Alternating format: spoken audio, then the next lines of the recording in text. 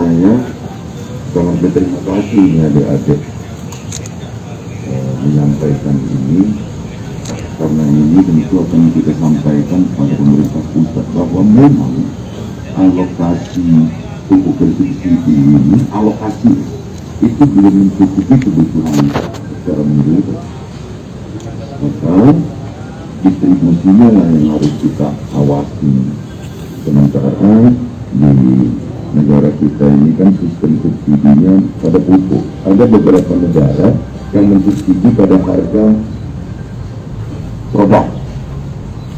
Ini yang saya usulkan sebenarnya. Jadi di harga produknya saja yang disubsidi, jangan di pupuk. Kalau pupuk rawan penyelewengan, artinya penggunaan yang tidak tepat karena jenis pupuknya sama. Kedua, kuotanya juga memang belum memadai dari jumlah kebutuhan kuota secara nasional. Maka untuk itu, ketika dari yang ada ini, saya juga mohon bantuannya kepada adik-adik sekalian untuk sama-sama.